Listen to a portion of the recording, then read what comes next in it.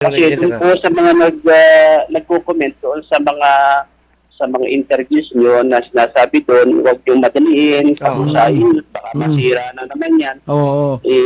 Panibagong Trabaho. sabihin po nila trabaho, karagdagang cost ng pong repair works, maigat po kami ka, Diego, pagdating po sa mga bagay na ganyan. At sinisigurado po namin na talagang yung halo ay naayon po sa technical specifications of the contract. Meron po kasi tayo sinusunod ng mga strength ng concrete, yung pinatawag natin compressive strength ng concrete.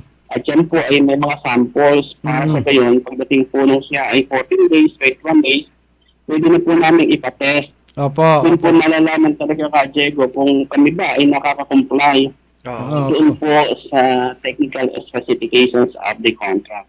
Talagang sinusunod po talaga, sinusunod po nyo talaga yung kung ano yung dapat doon sa halo, So, hindi po kayo bumibitaw. Yung hinihingi ng drawing, hinihingi ng kontrata na kinakailangan i-comply namin dito sa field, yun po ay ginagawa namin ka, Diego, kasi iniiwasan po namin yung, alam niyo naman po yung balitang-balita ngayon, yung sinasabi sa standard. Maingat po tayo sa kagawad. Opo. Naintindihan namin po kayo. Na magkaganon. Ibig sabihin, kahit po minamadali po ninyo, hindi magsasaper yung yung quality ng trabaho. At yun po ang talagang sinusunod po ninyo. Yung pong structural stability ng structure sa Diego Kagawad hindi po natin binabaliwala.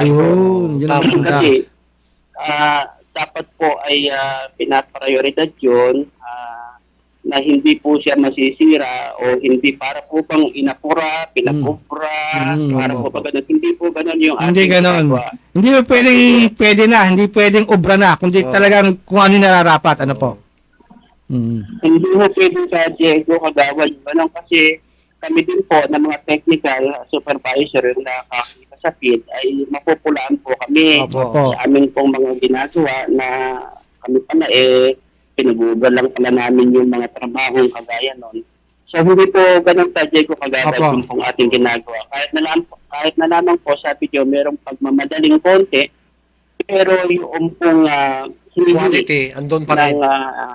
Quality ng ginagawa po natin repair works ay palagi pong nandoon ka, Diego. Pagka po kasi ang konkreto ka, Diego, ay malabnaw, sobra tubig, ay apektado po ang compressive strength niya. Kaya maingat po tayo sa paglalagay ng tubig. Kasi po, yung iba, entras na tubig, madaling ibuhos, hindi po ganun ka, Diego. Pagka po dumami ang tubig ng konkreto ay nagsasuffer po yung kanyang compressive strength. Maingat po tayo ka, Diego, kagawad sa mga bagay niyo.